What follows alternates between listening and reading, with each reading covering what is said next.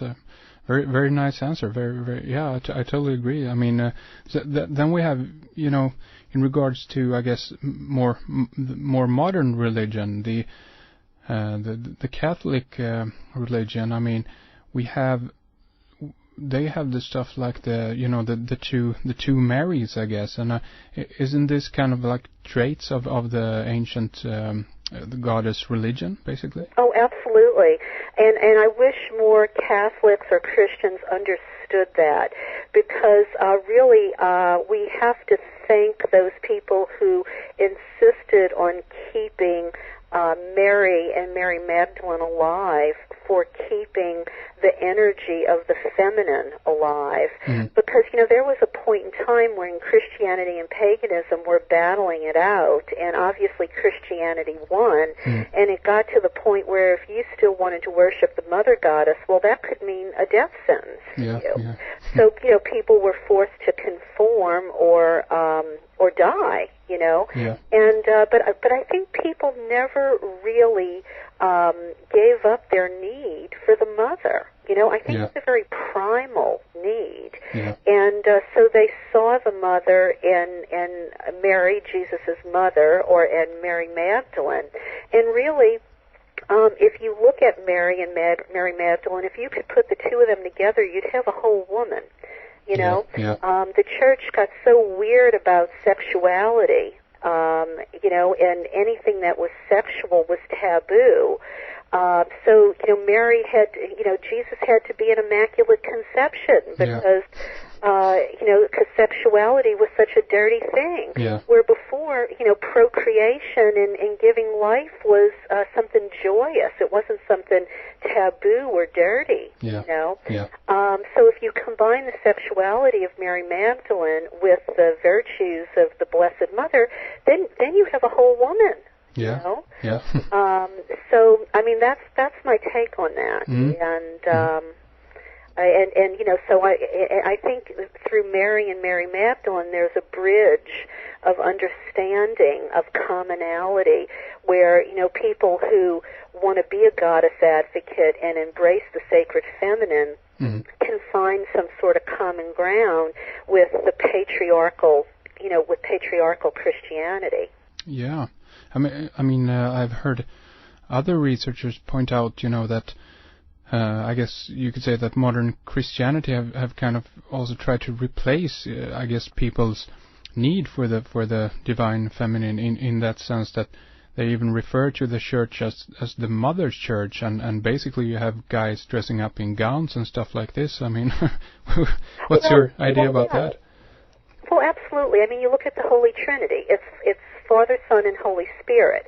Okay. Well, if you just are spoon-fed from the pulpit, you don't know that the Holy Spirit, in the very beginning, was genderless and or feminine. It wasn't until later, when things got transcribed, that it became masculine. I mean, the Holy Spirit, or Sophia, again, I'll repeat, was either gender neutral or feminine. In fact, there's some ancient texts that connect Isis, the Egyptian goddess Isis, as being connected to Sophia, or holy wisdom.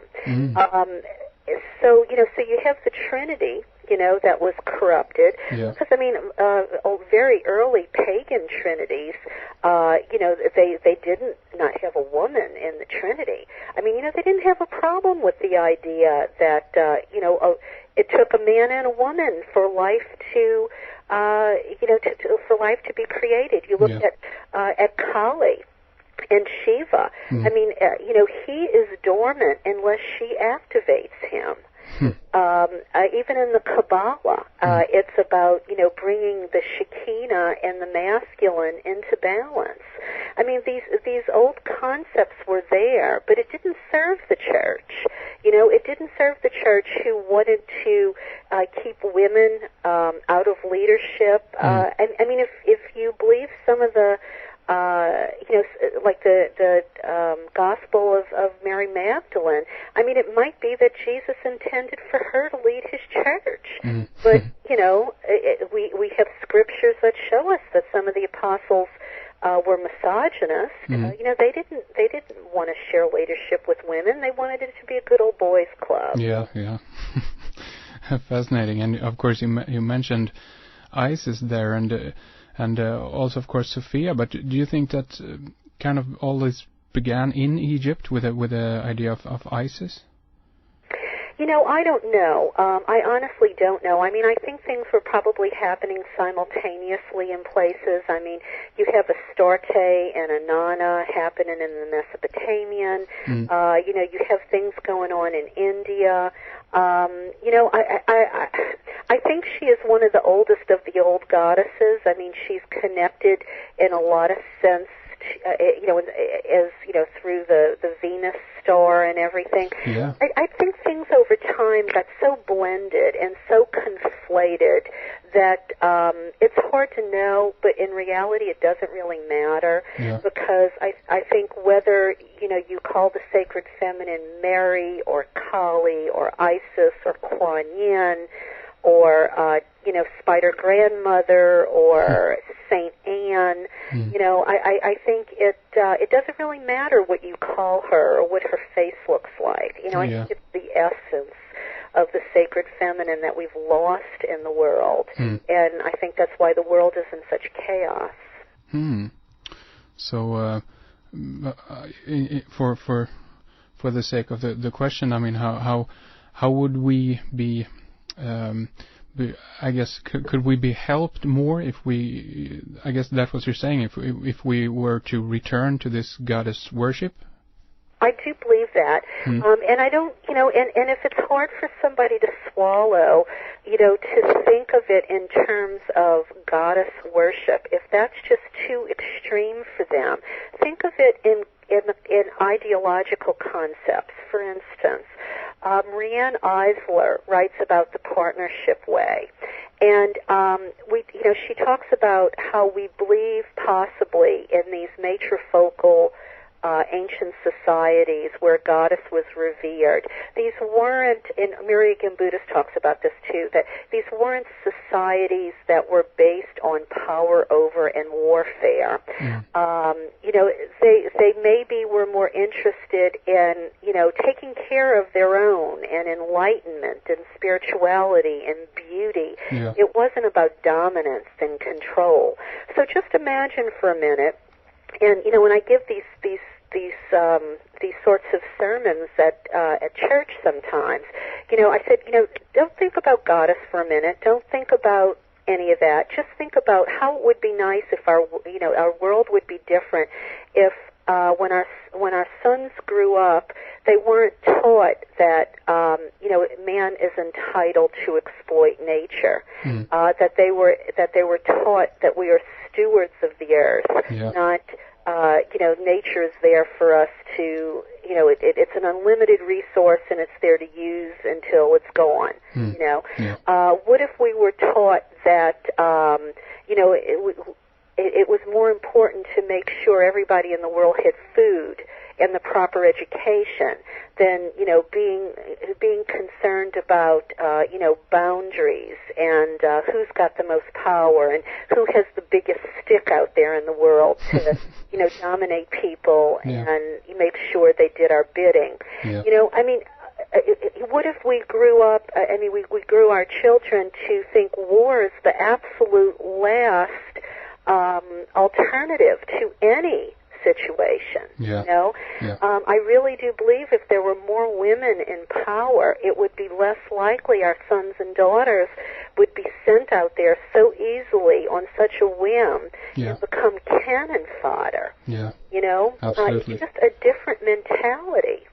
And I think these mentalities reflect the sacred feminine. So would it be so hard to embrace the sacred feminine if that's what it meant for the world? We would be responsible environmentalists. We wouldn't have war. We were concerned about education and poverty. I mean, that sounds like nirvana to me. I don't know. That's sort of the way I approach people when they say, "Oh, this is just a feminist fantasy." And I say, "But it isn't." And even if ancient cultures didn't profess these ideas. Yeah. You know, our destiny is not written. It isn't predetermined. We can make these changes if enough of us just demanded it. Yeah, yeah. Do you consider that we, at the time we're currently in, do you think that we are approaching a more balanced world at this point? Well, you look at the news, and, you look at idiots like George Bush and his administration, and you wonder, there's so much that seems to go on in our world. The average person seems at the mercy of the powers that be. But, I think there's a grassroots sort of growth that's happening. I think more and more women are realizing that they have to step up. Change happens slowly. I don't think this is going to happen tomorrow. I hope I see it in my lifetime. But I think there are more people becoming concerned that, the hands, the power can't be in so few hands. That, there are other values that we need to be concerned about other than, the ones that seem to be, at the forefront today. Yeah. So, I think there is a real possibility that, Hillary Clinton may be running for president in 2008. What's your take on that? I don't know. People have asked me that, and I want to be certain to say that just because a candidate is a woman doesn't automatically make them the best candidate. You know what I mean? Yeah, sure. I think if Al Gore had won the election, and a lot of people believe he did win the election, I don't think we would be in this war in Iraq. And I don't think our country would be in the financial shape it's in, and we wouldn't, have lost so many lives, and there probably wouldn't be the turmoil in the Middle East if George Bush hadn't got into office. And I don't mean to be political, but it's hard not to be political. Yeah, sure. Because it affects spirituality. Yeah. Because the Bush administration doesn't even recognize paganism as a religion. Yeah, exactly. So, even though the United States is founded on freedom of religion, there's so much hypocrisy. Yeah. I'm sorry, but I digress. No problem. I think she's brilliant. I think she's capable. I just wonder if she's got the backbone to do what's right and not toe the party line and be politically correct. I don't know. Maybe I'm too idealistic, but I think by the time people reach the point in the political system in the United States that they can really be considered as a candidate, they have to bend and twist themselves so much to please so many people that it's hard to be true to themselves. I remember when Clinton, her husband, was first in office, and she tried to get health care reform. Yeah. I admired her for that. Maybe it was a little naive, but I admired her for that. She wrote a great book about it takes a village to raise a child.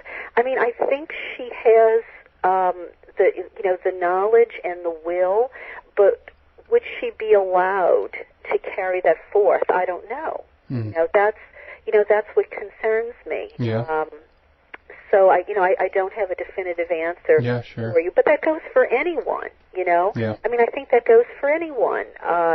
Who's running for office. I don't think they can. We ever really know who they really are, and if they can really be themselves when they get in the office, because they owe too many favors. Yeah. I guess I asked the question also because of, because actually who is sitting in office, because on some levels I don't think that is that is the point, basically. I don't know if George Bush actually decides over the entire country and so forth, but who knows? My point anyway was that it could be